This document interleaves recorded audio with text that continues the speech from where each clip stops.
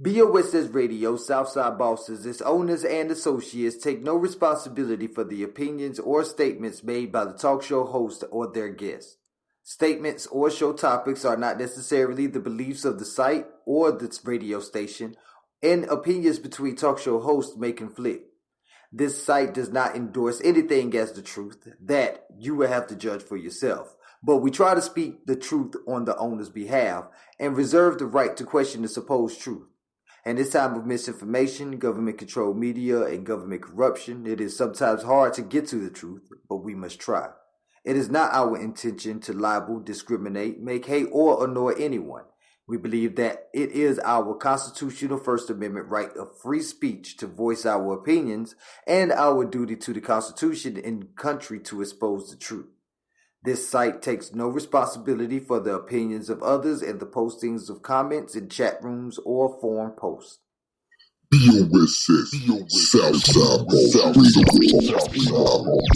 What's going on, everybody? What's going on? This is your boy, Mr. E, boss of the Southside Bosses, and you know this is BOSS Radio's brand new podcast, Boardroom Stories, where we love to bring y'all current events and great organizations that are doing wonders for the community, especially here in Texas. And we have a wonderful, wonderful interview for y'all today. But before we get into that, I do want to ask y'all to go ahead and join us on your favorite streaming service, whether it be Spotify, iHeart, iTunes, Google Podcasts, Apple Podcasts, Deezer, or more. And you can also find us on sbcmovement.com. This is Boardroom Stories. Share us to your family and friends. We have a wonderful interview today with the Jasani Smith Foundation. And the Jasani Smith Foundation's purpose is to save lives by providing education, awareness, and water skills training on beach safety, seaward flowing water currents, and other coastal hazards. Today we have Kawana Denson, along with Terry Denson and Jim Quisenberry, here to discuss to us what the Jasani Smith Foundation's true intent is in bringing and what they can bring to the community at hand. So I want to introduce the Densons. How you all doing this afternoon? Well, we're doing fine. Glad to be here. Glad to be on your podcast. It's a true honor. Looking forward to sharing this information along with the viewers and the public, and see if we can have an impact on the community. I'd like to hear that. I like to hear that. And especially with what y'all got going on right now, I got to say it is very much needed with these 101 degree heat out here. People are always going to the beach. But before we get into that, we do want to know what propelled you into this this work that you have been doing this while. I want you to explain, who is Jasani Smith? Okay. You want to start? You want me to start? I think you should start. All right. Well, of course, Jasani is the reason for the season. 18 years old. He drowned here at our local beach, swimming next to a jetty. And, these jetties are infamous for rip currents because the water needs to flow somewhere. And unfortunately, that particular day in April 11th, 2019, that fun day on the beach, on the Yellow Flag Day, turned out to be his last day living. Wow, 3 years now, and I know it hasn't been an easy 3 years. Like, as I can only imagine losing a child. I have 2 children myself, and just knowing the things that they do right now and they won't be able to do anymore, it does cut deep. So first I want to stop to say thank you for telling us his story today, because it will definitely help out a lot of lives be saved. Yeah. Right? And that is, it's again, he's the reason for the season, and I feel that, we are put here on this earth to help each other. And like you said, it's been 3 years, and it just doesn't affect my family. It affects hundreds of other families who lose a family member to a rip current every year. And, whether it's a child or whether it's, a brother, sister, uncle, any family relative, they experience a significant loss just unexpectedly out of nowhere. And, for that, we feel that it's important that people understand that there are certain dangers out in the ocean that you should be prepared for. You need to at least prepare yourself and your family members for what could happen at the beach if you're not safe, if you don't take the precautions. But people have to have the education first in order to make those good conscious decisions. Right. And I heard you speak about Jasani before, and you mentioned amongst other things that he was very athletic, and he what kind of sports did he like to do? Oh my goodness. Okay. Jasani was very active in pretty much all sports, with basketball being his favorite and football also being his favorite. He was constantly at school, at the gym, 6:30 in the morning, getting ready to go to school, come back home 7:30 at night, come in and speak to us, get up the next day, pretty much routine. Basketball, we had a little basketball court in our neighborhood, and he's down there, at the basketball court playing basketball with his friends, his buddies. In 100-degree or more weather. Wow. He would go at high noon and walk down the street and play basketball. And this was like every day. Yeah. Wow. He was an outside kid. He started running when he was age 4. So right. I can actually remember vividly. He was at Ray High School. At Ray High School, and my wife was a runner, and she would always go over to the Texan track, and Jasani was 4 years old, and he was out there running around that track nonstop.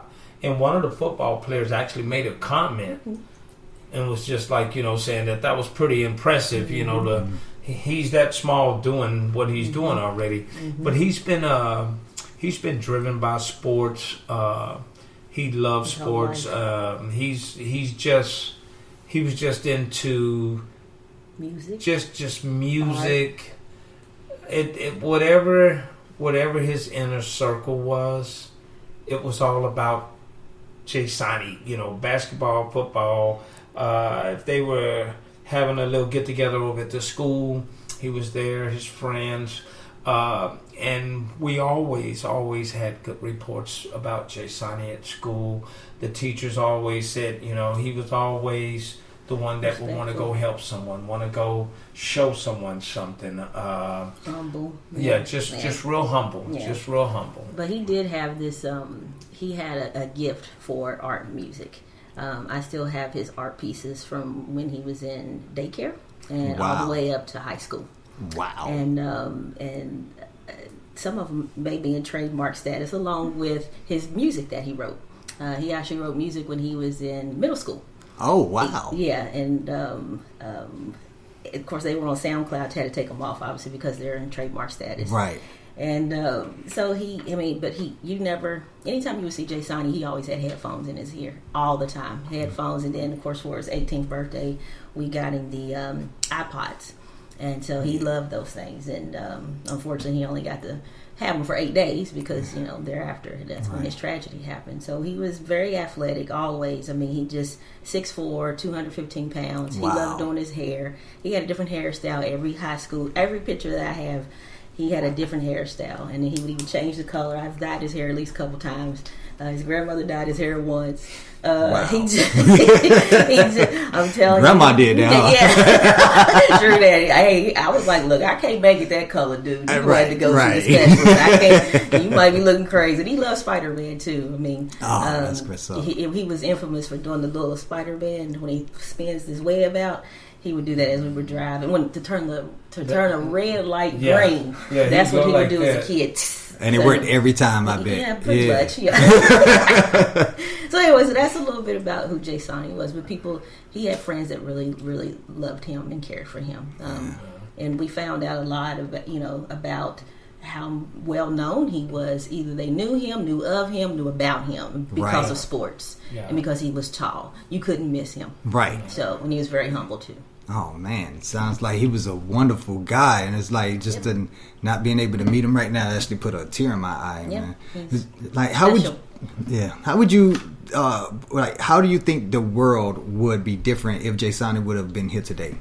Well, Of course, I have my own personal, selfish reasons because I'm Right. his mama. I Right. mean, I want my son here. Come on now. Exactly. I want to see him grow up. I want to see him have kids, a wife. I just want to see what girl was going to walk through my door, but that's a whole other story. Right. So I did get to meet one, but that's a whole lesson. That was way back when. But I do want to share this note that I received from a friend that I had never met, that he went to King High School with. And I received this, I believe it was post his funeral. I think, when you go to a funeral and you write little messages Right. and so forth. And I believe the funeral home gave me all this collection of stuff. And so, of course, I read them, and there were a few of them that just, really, it touched my heart in more than one ways. And I'm going to use her last name, and it says, "Hi, my name is Miss Garcia. When I first met Sonny," because that's what they called him, Sonny for short. I called him Sonny, and everybody called him Sonny. Right. And Sonny, what is his nickname? That's trademark too, so you can't use Exactly, that. right? Anyway, so when I first met Sonny, it was freshman year. The first thing I said was, "Whoa, you're tall." We weren't the closest friends, but we were good friends. The best memories I had was last year. Of course, I'm assuming if we were in 2019 at this time when she gave me this, it was maybe 2018 or 2017 when Right. they had this. Well, actually, she said freshman. No, she said they met in freshman year. So anyway, so it had been maybe 2018. She said it was last year. It was in October 12th. It was the day after I lost my best friend in a car crash. I was a wreck, but I was holding up. Next thing you know, I was crying in second period. He, meaning Jasani, was the only person in class to ask if I was okay. For a good week or two, he would tell me every day a new Bible verse to read. I'm glad he was my friend. That's beautiful. Yeah. That's beautiful. So you can tell already he touched so many lives before, he was 18. Yep. So that's just to go show you what we're missing right now. And Yes, sir. again, my condolences. I know that had to be hard to read that. Yes. But as a foundation, I thought about it. Trust me, I had to think about it. I was like, okay, Kawada, what you gonna do, Dad? What you gonna do? And I was like, I'm gonna get one of those messages off his wall because his room is still it's a shrine. Don't get me wrong. I mean, there's lots of things people gave us, and those are memories for me. Those are their memories of him for me. Right. And it just reminds me of how special he was, and and then when you lose something, you don't realize the loss until it's really and truly gone. That's why you can't fathom losing a child, because you can't fathom losing a child until you've lost a child. Right. So it's such a gut-wrenching pain that nobody can. It's not a pain that you can imagine. None at all. No way, They shape, or always form. say, compare it to this. You can't compare it to anything. I've had all kind of other losses, and I this just still doesn't compare. Yeah, exactly. Well, I'm glad that you created this foundation, because with this foundation, I'm pretty sure this is how you're honoring his memory, correct? That is correct. Yes. Tell me a little bit about what the foundation actually does. Well, our organization, we are a 501c3 public charity, started in 2020, and we, all of our board members, including myself and Dad here, we are all volunteers. So there's, at this point in time, we have no paid staff. We have hired a contractor to do some beach safety advocacy for us. Okay. But we go up to the beaches. We go out to the beach and promote beach safety. We inform the beach patrons about the rip currents, especially in that area of mile marker 210 where he tragically lost his life, along with so many other people. That's actually in the infamous mile marker that's known for drownings. However, we reach out to different businesses and organizations and see how we can partner. But because we are all volunteers, we just do what we can within the hours that we have. So a lot of things occur over the weekend. We do have, certain events like the ribbon cutting. We had the new brand awareness campaign where we actually got a new look, which was great because the message sends. It's not. I should say his first logo was a personal logo that I created along with Dad, and so and some friends. We had some input from some friends as well. But this new logo, people can. They look at it and then they can relate to it because of the background. It's a life ring with his face and shoulders in the middle of it, so it's more recognizable, and that's what we want. We want somebody to be able to say, "Oh yeah, I know that foundation." They're known for X, Y, and Z, and so our main goal is education and awareness. I mean, people need to know the dangers that the waters present, and we do focus on just ocean. However, I think at some point we will probably have a pillar where we talk about all water safety, because water safety does not get enough attention when you think about it. We do the fire safety, we do active shooter, was it stop, drop, and roll? Yeah, we have fire, we have all those things, but then what about water safety? How do we incorporate that? We live around water, we're surrounded by water, and a lot of people come here who don't know about ocean safety or ocean hazards at all. They see the beach, they see people in it, and the first thing you want to do is go out there and jump into that water. Exactly. And when you think of water, you don't necessarily think of tragedy. You think of life. That's water, fun. You need water for life, and just to hear that it can have some adverse effects is almost unfathomable in itself. But we have Jim Quisenberry here. Before we get into my next question, can you give us some information about you, sir? Like what your background is? I'm a local surfer. I'm from here my whole life. I actually grew up in Portland, Texas, but I moved to Corpus Christi in my teenage years. Started surfing when I was about 13, and I've been in the water ever since. I went to school at Texas A&M in Kingsville, graduated with a degree in geology and a minor in GIS. I've studied this area of the beach a little bit. But my background would be I'm a local guy that's in the water every day, and I encounter some of these events quite frequently.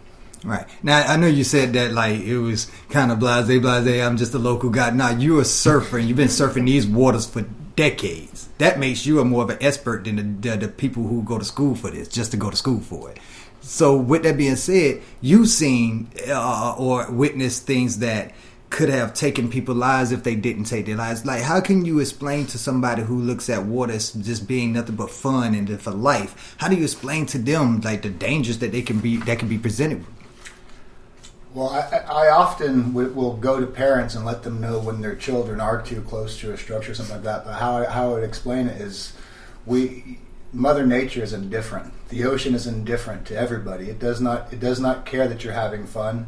If there's an unseen channel of water moving back out into the open ocean and you find yourself stuck in it where you can't touch your feet on the ground, you are going to be in peril.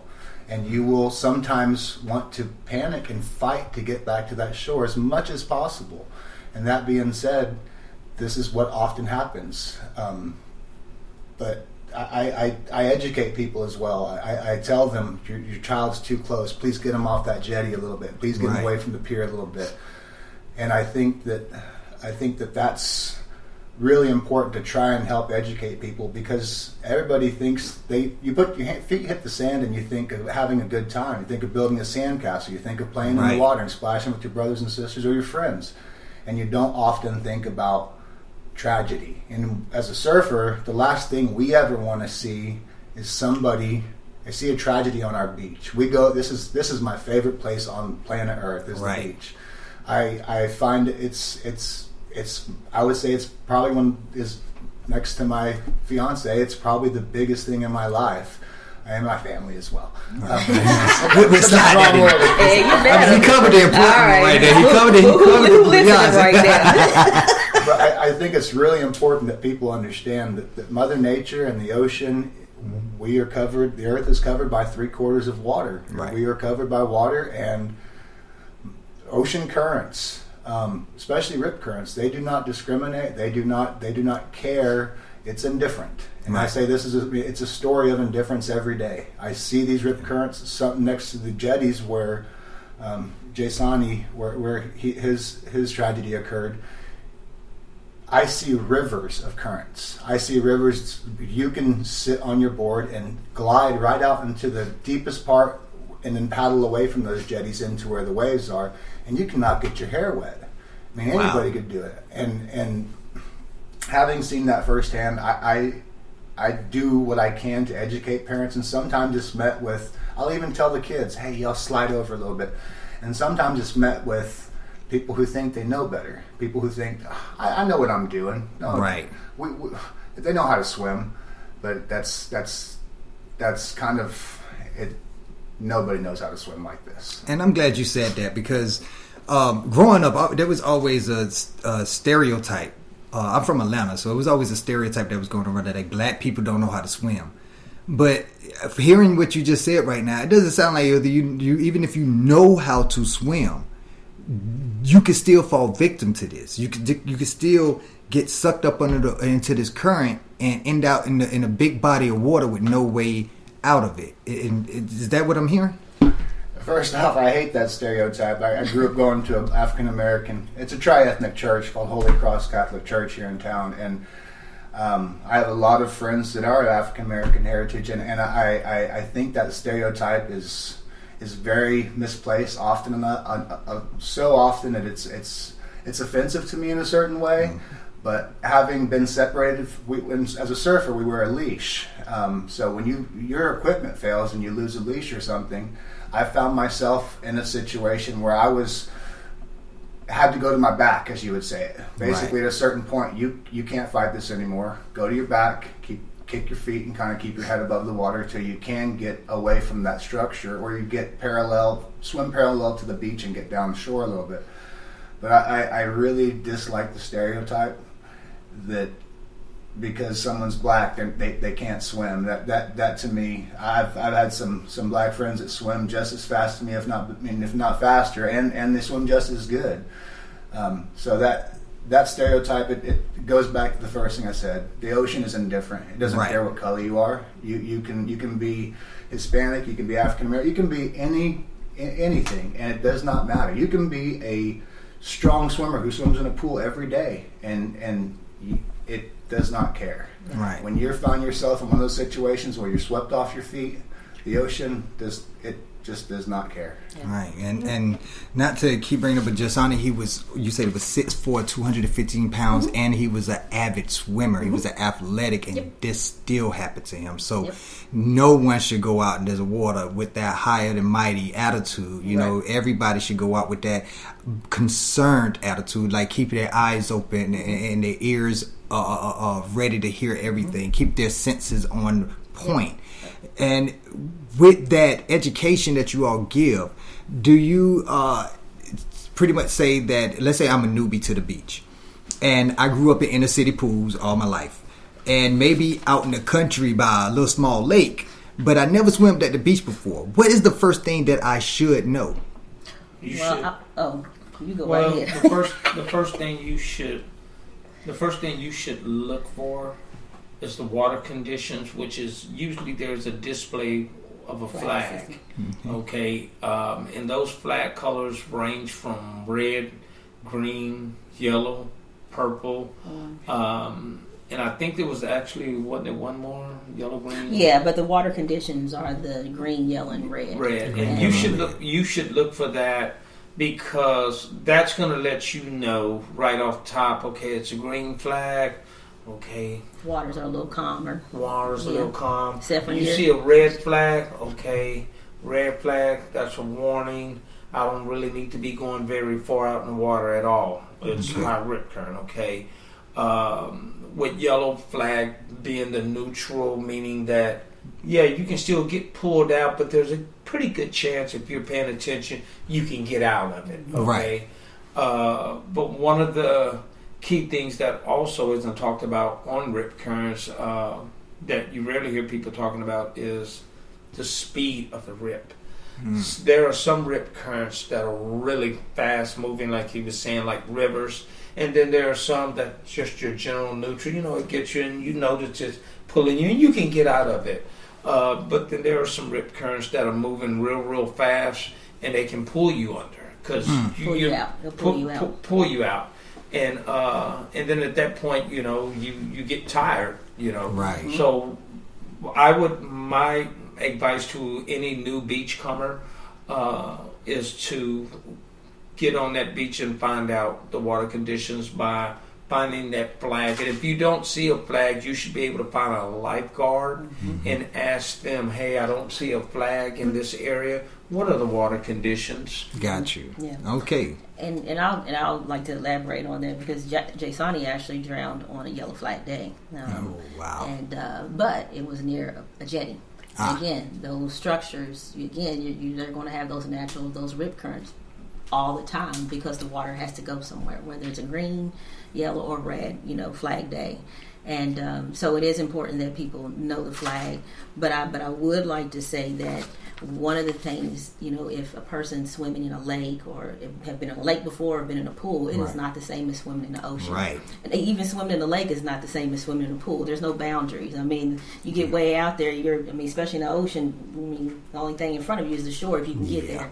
But you should, there's some basic skills people need to know or hope that they have, and so that's what they should question themselves. Do I have the basic skills, swimming skills, to get into this ocean? And one of them being, can they resurface, right? Can they control their breathing? Do they know how to float? Like he said, can I get on my back if I get myself in trouble? Can you turn in the water? And I'm not meaning with your feet planted. I mean, as you're paddling or wading or whatever you want to call it. And then can you move safely, in the water and as you exit? Those are just your basic skills. Jasani had all those skills. And then you got your swim stroke. You got all kinds. You got crawl, arm, breast. I think I've seen Jason do arm stroke. But again, he's still not here today. Right. So rip currents are very powerful. They can take an Olympic swimmer. Matter of fact, he can tell you, how fast they travel. I think research has shown, and there's been a lot of research from. This is a pretty broad. Not broad. I mean, it's very well studied, and there's a lot of research and. Rip currents can be found moving as fast as 8 feet per second. Wow. That's faster than That's faster than Michael Phelps. That's faster than any Olympic swimmer out there. The speed and the power of them, like it is beyond most people's comprehension. And the idea of being able to move in the sand is also a misconception because sand is loose. It's a loose material at your feet.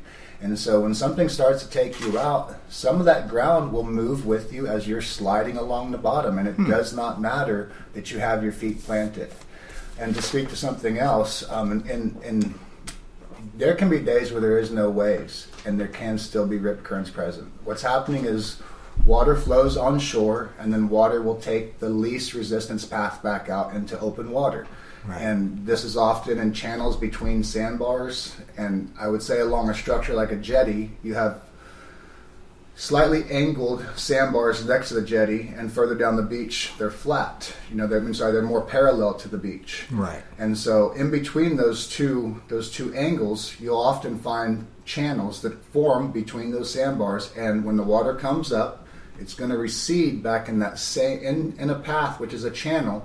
And it's going to water. If I were to drip this bottle of water here on a slanted piece of paper, it's going to always take the path of least resistance. Right. And when there's more water moving there in a channel, that's where these rip currents are. And sometimes they can't be seen. And in other places like in Australia and Hawaii and in certain places, even when there is no waves, when you can't see them, Florida, Pensacola, Florida, Destin, some of these areas, it's very common that rescuers have to go out and rescue someone in a rip current because there was no waves. They thought there could be no rip current. But even on a green flag day, I've seen rip currents that are present. And I've seen green flag days when the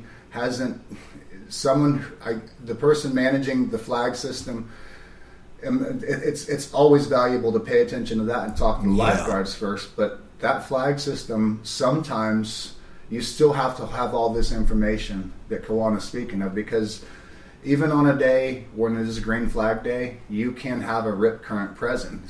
Like Jasani's day was a yellow flag day. And there's a misconception that because it's a green flag day that I don't have to be safe. No, you have to be safe every single day you get in that water. Right. My situation and my friends, our situation is different. We're tethered to the surfboard with a leash. That board is tied to me. And so I have a flotation device, and that's why we can also help swimmers that are in peril out there. But without it, I wouldn't have the endurance that Jasony probably had. He had stamina, he had endurance, he was an athlete. If we were to swim next to each other, he'd probably outswim me all day long because I don't have that type of endurance. I'm used to surfing with the board, and I fall off, I grab my leash, pull the board back to me, hop back on that board, and I paddle back. When you're paddling on a board, you're above the surface, so there's less friction between you and that water, so you're able to get back out. But that flag system is very important. Everybody pays attention to it. But I think another thing that Terry said is really important too. Go walk up and talk to the lifeguard. Ask them what's the rip like and where would be the worst place. Especially parents. I brought my kids with me. I want to know where would be the best spot for them to swim because I just don't. I'm not from here. Yeah. And I think educating visitors like she does and like the foundation does, I think that's huge. Yeah, I call them heroes, and she does not like it. But in my eyes, she's a champion for beach safety. She's done so much, and I just think it's often education that really comes down to it, and to turn a tragedy like hers, I can't even imagine, but to turn that tragedy into something positive where you help other people from maybe having the same thing happen to them and suffering that same type of loss, I call her a hero. I do. Well, thank you, Jim. I hear him. I mean, there's more to what she's done. There's so much more, and I'm gonna let her speak on that. But those are the basic things. I mean, I shouldn't say basic, but those are the things that anyone who does not frequent the beach often, because when you think about it, when people take vacations, they often want to go to the beach, and you see it more and more now because of COVID and isolation, and it's very hot. Obviously, our weather patterns it's hot, and so more people are going to the beach, and that's why this education is so important for them to have before they get there. That way they can prepare, and then they can make informed decisions. And then there's so much, and nothing is fluid, because you can even prepare, and you can have a flotation device. Not everything's going to go right. Not scaring anybody, just saying, just be, take every precaution that you can. People don't like to wear life vests or things like that, but hey, it can save your life. Exactly. At least you can float until somebody can come get you. So just knowing the flag system and swimming near a lifeguard, speaking to the lifeguards, and then if you do find yourself in a situation where you're caught in a rip current, first thing, don't panic, because that's instinctively we're going to panic, and we're going to try to get back in front of us to the shore, which is research tells us not to do. They say they want us to swim parallel, and so. It's important that, they have those basic swimming skills so they can float and get on their back if necessary. And that makes a lot of sense. Like you said, would they tell you don't swim towards the shore? All you're doing is swimming against the current. That's correct. And that's what education is about, because I didn't know that till now. I didn't even put that together until you just said that. And we got pictures. Why would you swim parallel? Because you're getting out of the current. That's a great reason why education should be at the forefront of all of these beaches. But I see that you also having a Jasony Smith Act going through Texas. Yes. Tell me about that. Well, it's House Bill 3807. It's called the Jasony Smith Act, and it helps improve safety on beaches in Texas for the next 10 years. And what it does, it requires cities, counties, and the Parks and Wildlife Department to add signage and lifeguards in certain areas to improve safety on our public beaches. And so any structure that pretty much protrudes out into the Gulf of Mexico on the coastline of Texas that is monitored, or we want to call that technical term, administered by some municipality of some sort, then it should it should have a lifeguard on each side of that structure, whether it's a pier or a jetty, beginning Memorial Day all the way through Labor Day. during their yes. hours of operation, which is, to be determined by that particular municipality or whoever, manages the beach.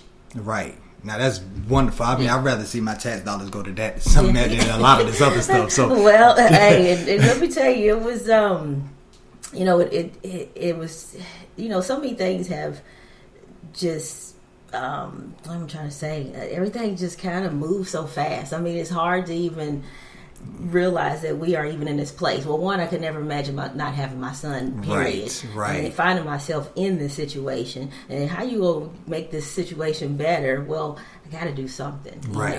I feel like it was a sin for us to not do something. And as a family, I mean, we traveled to Austin a couple times. This House bill was actually, and I need to mention this. This House bill was authored by Representative. A couple of times, did you? Cup 3, 4, 5. Anyway, this House bill was authored by Representative Todd Hunter, and there's another one too that I'll share here in just a minute. That's good for 10 years, and but he named this act after Jay Sani. I didn't ask for him to do that. He wanted to do that. That's beautiful. But it took a lot for us to go up there and do that, to testify. I wouldn't let them in the room because our 15-year-old son was with us as well. But they was outside riding scooters. I told him, y'all, because I didn't want them to have to relive exactly everything that I had mentioned. I wrote my own testimony. It came directly from my heart, and it must have been well enough to make an impact on those House committee members, because it moved from the House to the Senate, and then boom, we had Governor Abbott signing in September 1st of 2021, and so this year is actually the first year that the law is in effect for all beaches. Started Memorial Day. All those improvements that we saw on the beach this year, we have you to thank for it. Well, see, that's.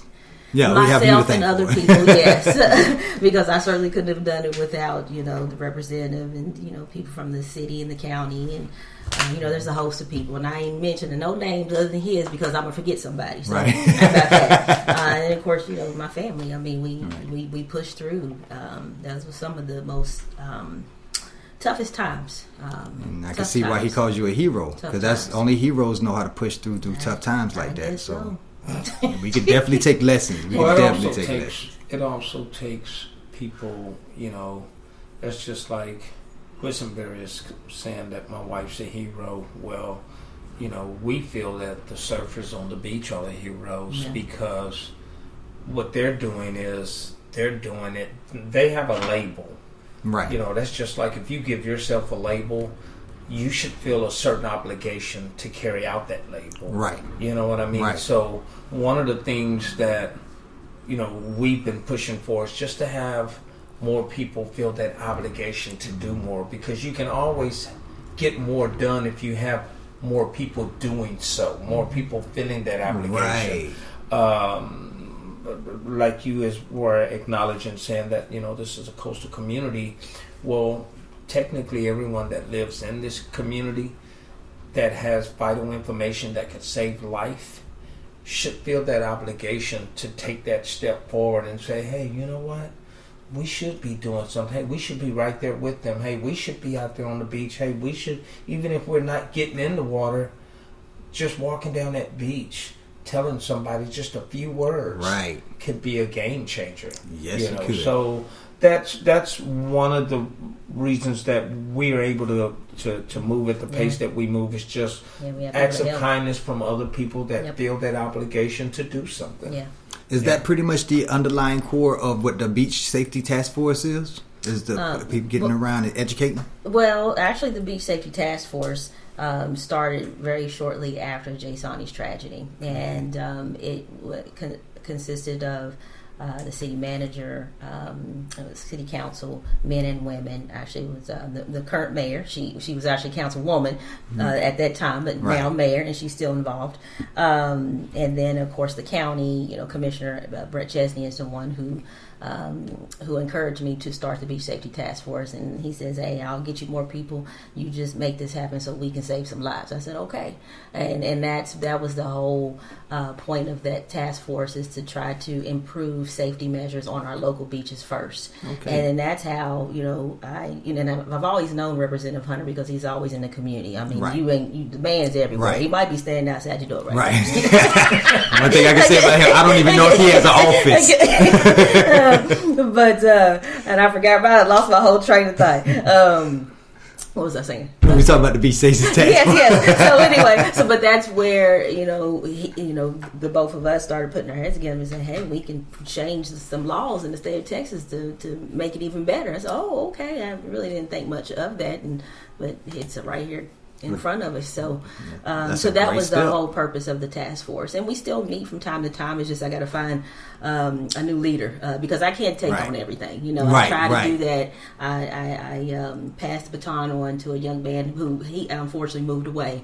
So that's why I have to find someone else to do the task force because it's still needed. It's very much so. I hear that right now. We definitely need somebody to lead that. Yeah. You know what I'm saying? We can definitely use that beach safety task force. Yes. So if you got some kind of experience, I suggest running with Jim's surfer community. You know what I'm saying? Because I know they know water. Anybody know water? Yeah. They know water. You know. Yeah. I will say to that, almost every surfer I know, they share that same sentiment. They don't want someone to not bring someone home from the beach. Exactly. And to have it.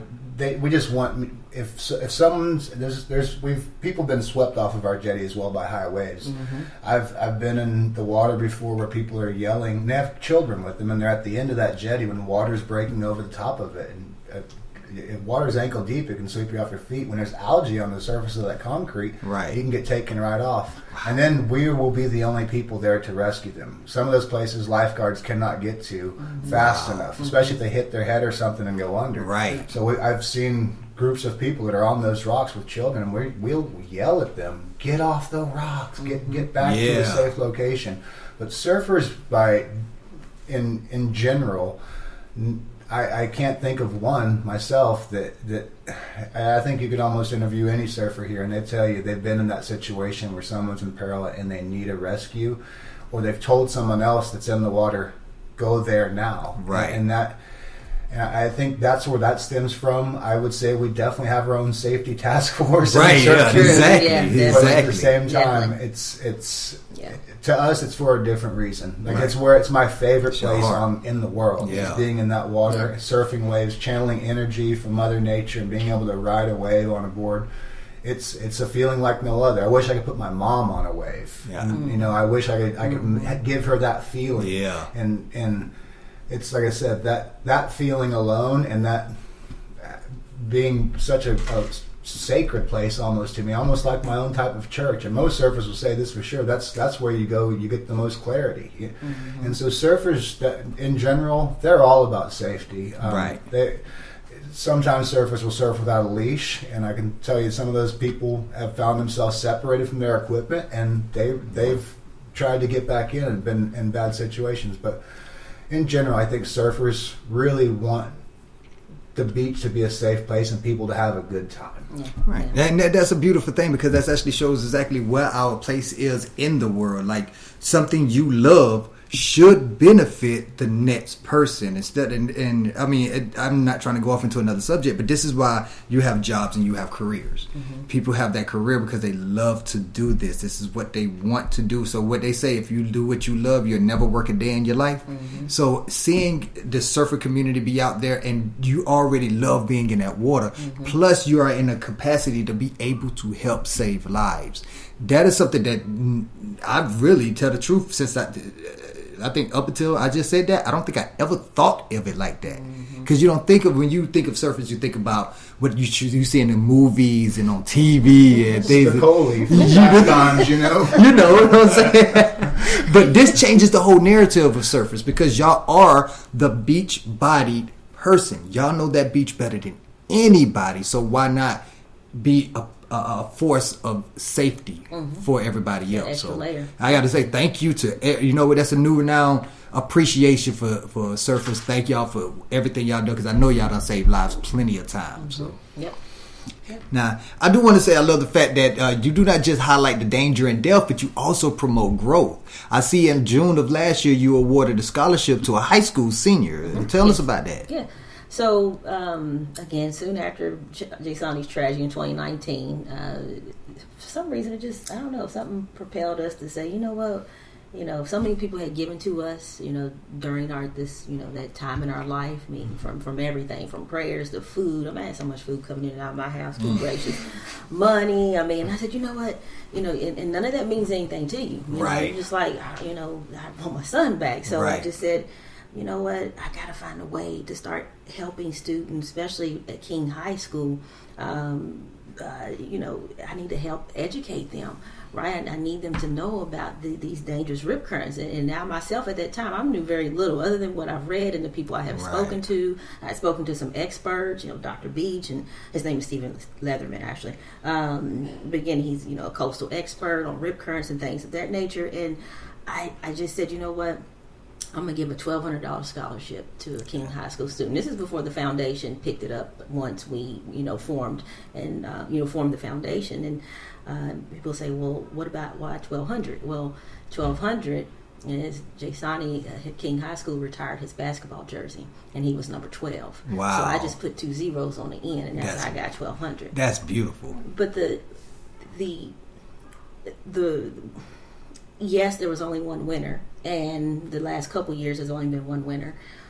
But there are many students who actually apply for it, and even though there's only one winner, every one of those students who applies for this scholarship is a winner because they know something new now that can save their lives and other people's lives. Exactly. They know more about rip currents in the ocean than they probably ever imagined. Exactly. Because they had to write this 1,200 word essay, and that was the other thing. 1,200 words, $1,200. But they gonna be free. It's true that you had to prove, Exactly. And then a committee would select the best, writer, and how they can, and their essay had to indicate, how they could improve beach safety and what I think is how they can. There's a particular question. I'm kind of stumbling here because I don't remember it directly. But they had to show, how much they knew or learned about beach safety and what they plan to do in terms of giving back to the community in that aspect. So yes, we've given out 3 thus far. So 2019, 21.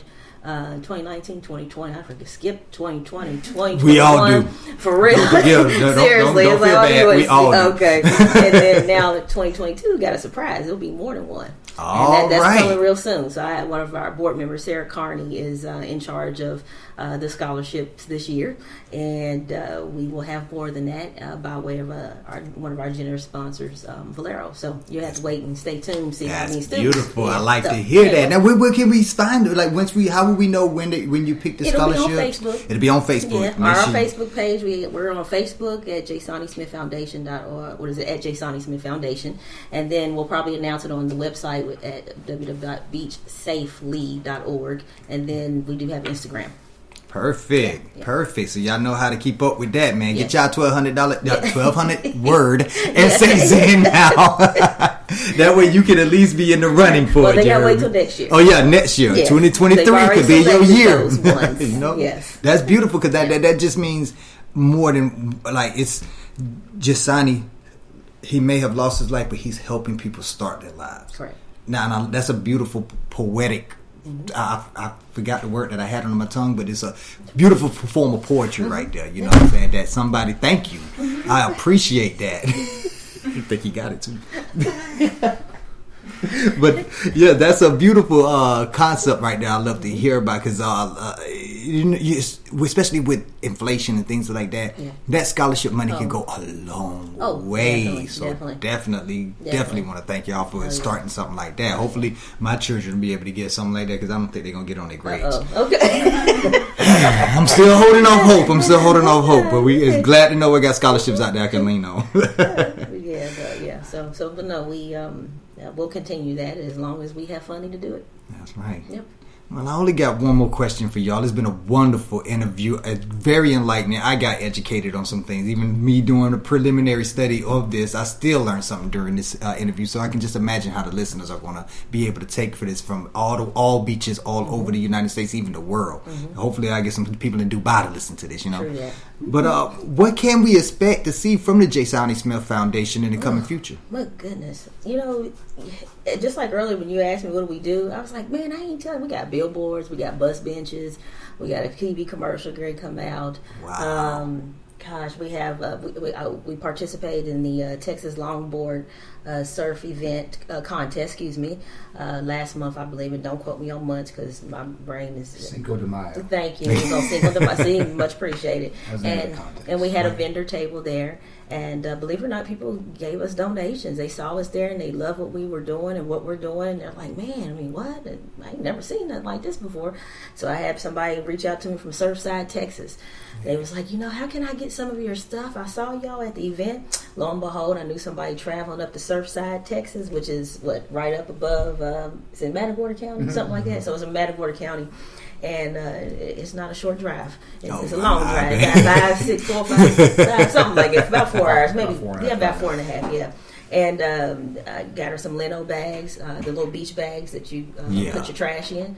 We ordered like 20,000 of those, so we've been giving them out to the community everywhere. So that was another initiative, those lino bags, but they actually have a message on it. Matter of fact, you have the bag. Yes, I do. You have the message on there. Right. So even though it's for trash, which is good because it's good for the environment, right? They can pick up trash, or they can pick up trash in the neighborhood. They can use it for fruit, wet clothes. I don't care what you use it for, but the most important thing is the message. Know the flags before you know the current risk, and know the flags before you get into the ocean.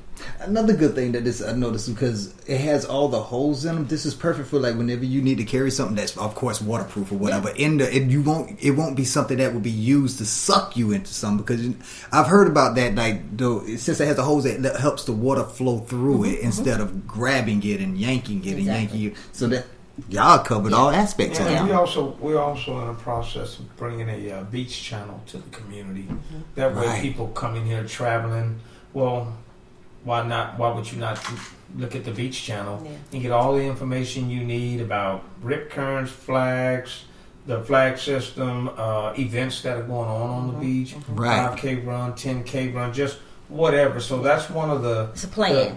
One of the plans. And we've had some people that have already said that they were on board with it. So basically, what we got to do is just do the homework and see what and we get the funding and stuff like that. Right. And that's we want to evolve. And I say evolve. That means Kawana and Terry can sit back at home and rest, and and we have a hired staff or team who now operates the J. Sonny Smith Foundation, because we both work full time. We have a son who needs our attention, and he's going to be playing football and all different types of sports, and so we can only get meaning as volunteers, we can only get the message out so far. Right. We're doing a good job, yes, but we can be doing so much of a better job. We need to get past the state of Texas. People do know past the state of Texas, but that's besides the point. Right. We need to be, worldwide, and exactly. We can get there eventually one day, and but it's going to be through serious donations and contributions where the funds are unrestricted. We can hire people and. Maybe one day have people work out of their homes just like you. So, they don't even. I don't need an office. I just need a person and the money to go with it. Me personally, I have always felt that what she has started and what she is doing just deserves so much more attention on a bigger platform. Right. You know what I mean? Like. Just what she's done, getting bills, I just feel that she needs to be on one of those big talk shows where people will see this and they're going to feel obligated to help. Oh, yeah. What can we do? They have resources. Hey, look, we're going to donate. We'll match your donate, or just whatever it is. I think that when that happens, like prime example, if this would have happened somewhere in Galveston, close to a bigger city that has those professional football teams, professional basketball teams, where how the NBA gives back to the community, and they, we only have so many resources locally. Right. I honestly feel that somebody can hear this story. She can get on one of those Oprah Winfrey shows, one of those, what's the one? I mean, any major news, CNN, I don't care, just national and anything international. that, because it educates people so much. Because anybody that watches any story is always going to walk away and say, I learned something. I know something that I didn't know.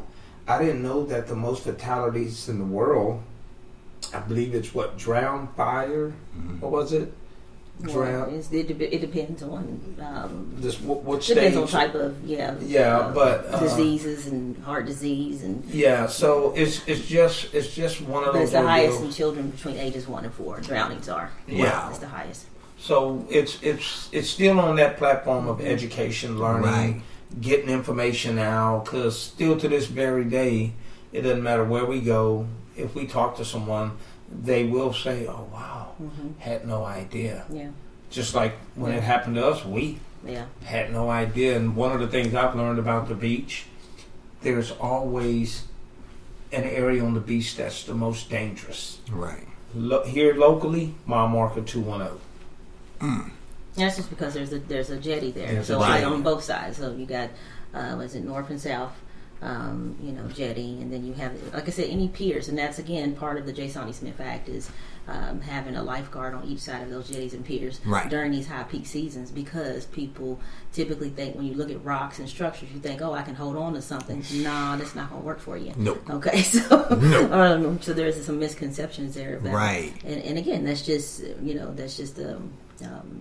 not knowing, right? Yeah, the lack That's of just the not knowing. educational Yeah, resources exactly. that y'all are actually filling in right now. Yeah. Perfect. So that's a part. I mean, just the evolvement. We have aspirations and hopes, and I don't know, for some reason he wants me on this national platform, and I appreciate my husband, because I'll be sitting at a table and somebody will come by and I'll be like, oh yeah, we're just we're trying to educate people on beach safety, and he like, nah, she got a bill passed and we out here. Yeah, but she's friendly with it, Right. And sometimes when you're trying to give people information, like we get out on the beach and we're walking, and there are people that I approach. Oh no, man, I'm good. Yeah, they I think you're said, trying to "No, you're sell not good. something." You don't even know what it is. Exactly. And then once I share my story with him, he's kind of looking around. He's like, oh wow, I had no idea. He's like, no, I can definitely use that information, because we have brochure flyers, rip current drawings, and stuff like that. So, if we're at an event and she's sitting there and we're trying to, just everything's free, nothing's for sale. Yeah, no. And you always have someone that don't really know what you're doing, but they assume they know what you're doing. And I'm like, excuse me, sir. My wife has this set up because we lost our son, and we're out here trying to educate people to make sure that they don't have to go through anything like what we're dealing with. So all of this is just to educate you. It's free, and whether you go to the beach or not, it doesn't matter. But you can pass that information on to someone who may be going to a beach, may be going to a hot spot, but won't go now because you share some information with them. Yeah. So I Yeah. he brings it to light. But most people are on the beach, they are receptive, and they appreciate us. I mean, they really do. I mean, we get it all the time when we're out there. But last thing I do want to mention, so we obviously, partnerships are very important. We can't do what we do without the partnerships of, just everyone in the community. And so there is so NOAA, which is the National Oceanic Atmospheric Administration. Thank you. So NOAA, and then the local NOAA here, National Weather Service, Corpus Christi, and then Visit Corpus Christi and Nueces County. We were approached by a gentleman by the name of Bruckner Chase with Ocean Positive, and he has a partnership with NOAA, and not necessarily Corpus Christi NOAA, but just NOAA in general. And they have a program that they are rolling out called Wave Safe. And what Wave Safe does, it covers every aspect regarding, beach safety that you can think of. So they talk about the 3 key ways to stay safe. Learn about possible hazards. When you arrive, survey the scene, and make a plan. Right? Before you venture out. Typically, you check your surroundings. Right? Most of us do that. If you see someone in trouble, they tell you, some of the things you should do, and it's not jump in the ocean. That's the first. That's the wrong thing to do, because especially if you can't swim, I'm glad I know that. You'll be 2 people who will drown instead of 1. So this Wave Safe is a partnership that we want to help promote this Wave Safe, because it's just another way to educate people about the dangers at the ocean, but more so how to prepare for a safe week or event or day at the beach. That's, what, I'm glad you said that, because I know we've been 59 minutes in this interview, and this whole time I'm thinking that if I see somebody drowning, I'm going to jump in and help them. Don't do it. Thank you. See, that's why education is key. I would have been. There's a flotation device that you can throw out. Get it. There are some flotation devices. There's at the jetties, right? Mm-hmm. There's on the jetties that you can actually throw out that a lot of people don't know. So there's a life ring that you can throw out to help someone near those, again, at the jetties. And then you want to call for 911, and then of course you want to call for a lifeguard if you see one available.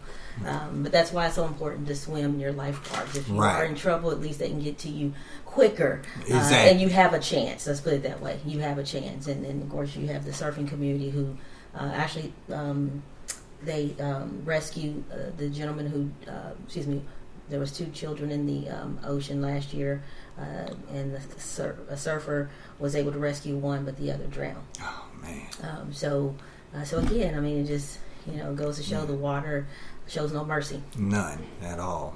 Well, this was up under the circumstances, a great interview, very informative, very educational, and like I said, people are all over going to be able to get something out of this. Mm-hmm. If not the whole thing, they're going to get something, and hopefully they'll think of this interview when they're in that situation, and they'll take this advice that you have been gracious with, and they will be able to save their life, if not somebody else's. So thank you for that. And I know that we're promoting positivity, but I do see on your website that you have set up a memorial on your website for people to submit their loved ones that were caught up in rip currents. Yes. Can you go a little bit more in detail about it? Yeah, sure. We can share our story. Because Jaysani was our son, we knew our son. But as far as sharing someone else's story, I'd prefer, to get permission from the family members to do that, and they create impact, right? I mean, we're trying to impact, other people in our community by, this is a real issue. People are drowning, people are dying just because they want to have fun at the beach. It doesn't matter how you get there, but once you step into that water, there's a risk there, right? And so we want to be able to share other family members' story, because it does create an impact. We want people to know that it's not just Jaysani that drowned. There was 7 other lives in 2019, less than 3 months apart from each other, that drowned in that year on our local beach. In Corpus alone. That's correct. Mm-hmm. Wow. Yeah, and it's gotten better. We haven't had any fatalities at the ocean. We've had a couple that was in the lake, and then also in Rockport at the beach, but I'm not sure what those circumstances. I'm not sure if they were rip current related. Right. These that I'm talking about in 2019 were rip current related, and there were even more, but they were not rip current related. They were other boating or canoeing or heart attack or something of that nature. Well, I ain't trying to scare you. Just take precaution. Right. Most of those were near Packery Channel jetties as well. Okay. Mm-hmm. I can think of 6 of them that I was on. I was nearby for. So wow. Yeah. And so we want to be able to share those, and it's not easy for family members to share their stories that way, and that's why you don't see any, because we haven't had any, anybody to share just yet. It's hard, I can't expect people to, want to do that, but unfortunately, it's not my place to share someone else's story. Right. And we don't want to see more up there, but the fact that we know that it happens, if we start seeing more up there, it's like a shock value. Yep. it finally, like one of the, I guess it was a show I was watching. I can't really name it on my show, but it was a show I was watching, and one of the dudes in there said, "Well, I can see you get mad. That's good. Get mad. Being mad changes things." That's right. So where we have all of these scenarios where people lose their anger, lose their cool, we got to start realizing that something has to be done. That way we can stop being angry. If you want somebody to stop being angry, you have to fix that problem. Don't tell them to not be angry. You have every right to feel the way you feel right now. Yeah. But we have to do something about it. That's right. So again, I hope this doesn't happen to anybody else going forward, but for the people who this does happen, I do hope that they take advantage of that wall that you have. I appreciate that. Let's build a memorial. So, I mean, we do it for our armed soldiers. Why not do it for our children? That's right. You know, so that is, I want to encourage y'all to keep that up. I want to encourage all my listeners out there, if you have somehow been went through this tragedy, put your story out there. And where can they put their story out? How can they do it? So if they visit the website, it will ask them to fill in the fields. You know, they have to put a little bit of information about their loved one. And they also have to give us permission to share it. So it'll come by way of an email, and then we will import that into the website once, you know, we read everything and, you know, make sure it's all, you know, acceptable. Okay. Well, I do want to promote that. Y'all go do that. Trust me, it make positivity come out of the negativity. Yeah. But we are coming down to the last 5 minutes. Actually, about 10 minutes over, but it's okay. I was like, ain't it past 3? But I did promise y'all 5 minutes to put out whatever information you want to put out. Thank whoever you want to thank. Give out whatever you want to give out. You definitely, this is your time. Well, I mean, of course, we definitely want to start with Jim. I want to thank Jim for the opportunity. Okay. I want to thank Jim for, you know, being here and being a supporter, and of course the community. I mean, like I said, it's again all the support and love that we have had and felt since our son's tragedy. We're just pretty much giving it back, and it's because of that and because of him, right? And so, you know, we're here on this earth to help each other. You know, that's my opinion. And we'll continue to do that, you know, until, you know, maybe my body and mind say, Kawana, you need to shut it down. Or until we get that paid staff person and they say, here you go. Right. Okay. But I do want to thank everyone in our community, you know, from the city to the county, to the state of Texas, you know, around the state of Texas, all the different you know, businesses that reach out to us, because we get people to reach out to us all the time. You know, hey, can I get some of that stuff? Sure. I've mailed stuff to Florida. I've mailed stuff to was it Oregon? May have been Colorado, but that's a part of what we do. That's a part of our mission. And you know, there's places around the world that you know, they have experienced it, and they have a business, whether it's a aquatics place.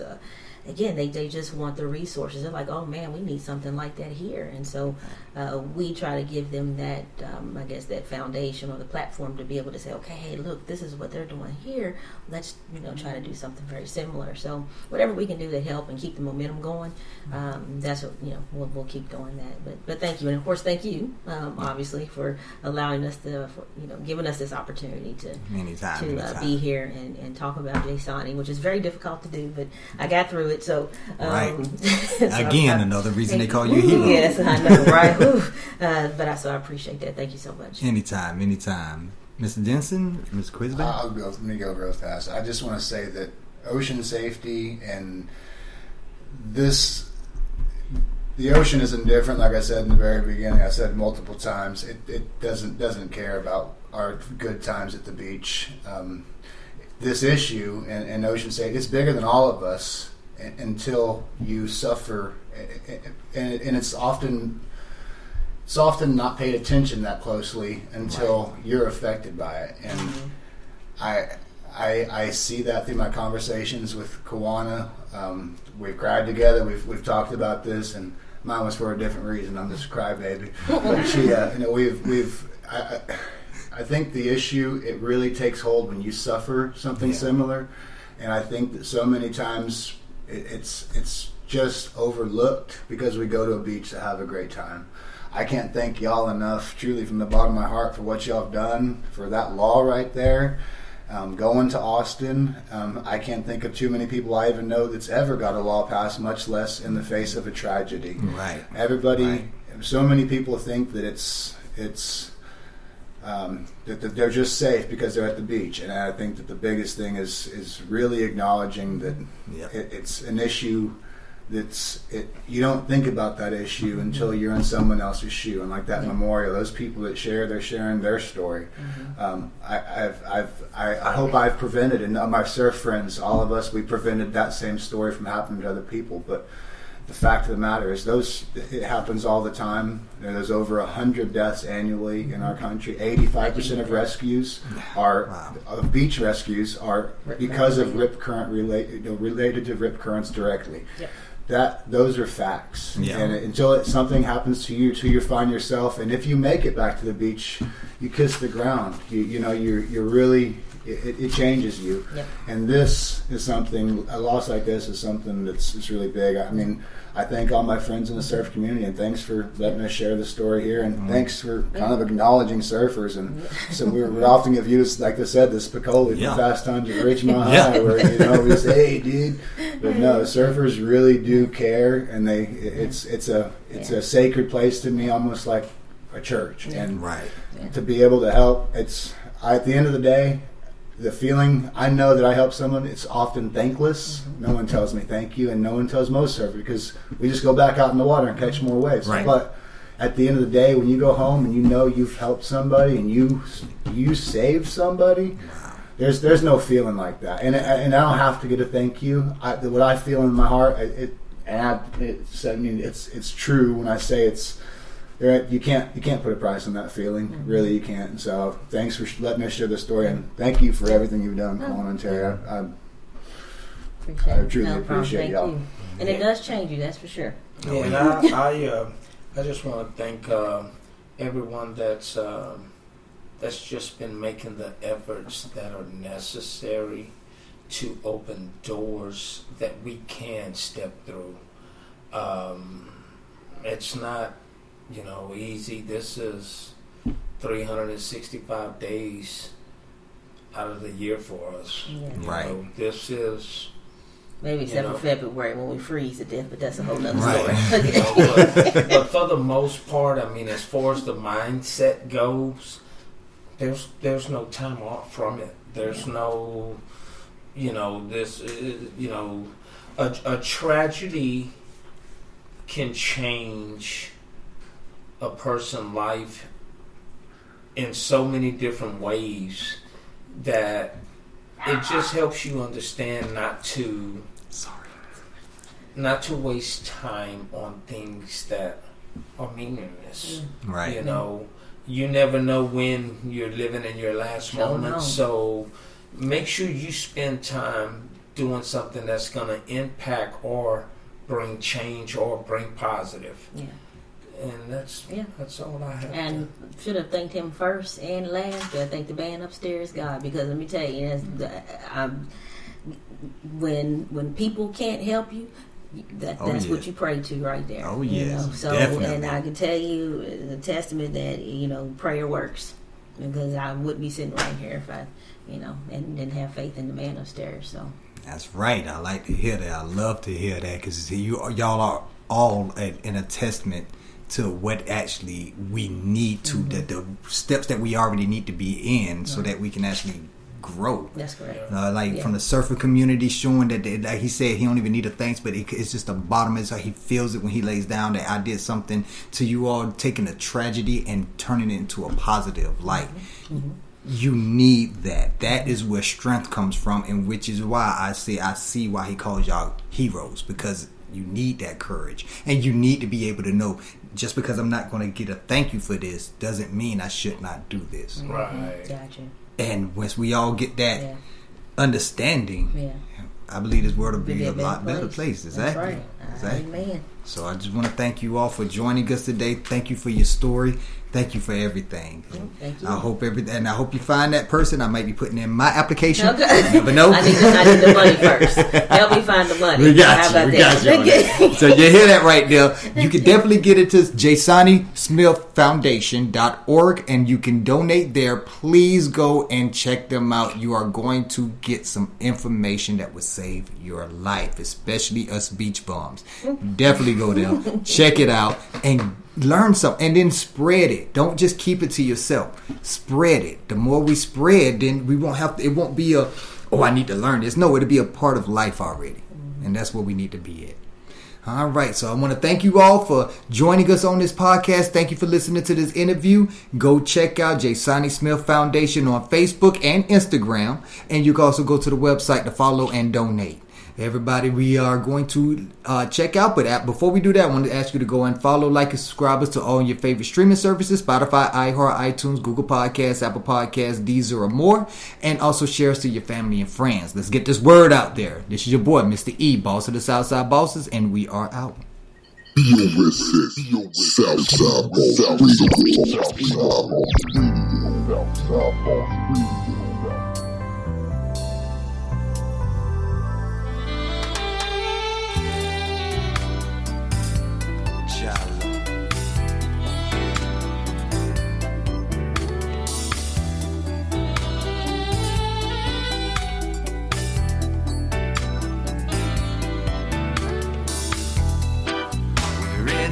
situation, Babylon, bring down the nation, terrorize all creation, politics and discommunication.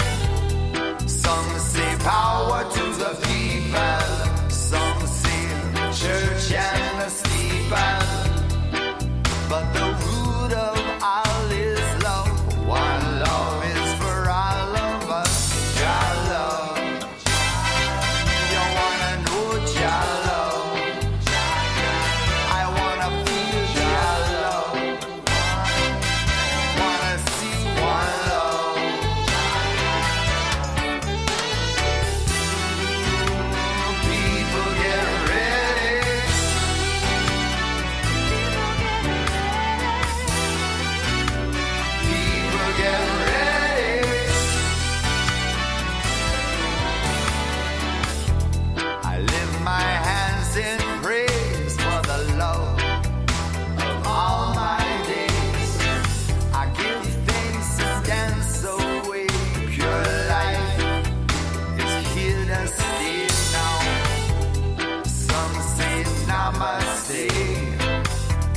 Some say irate, some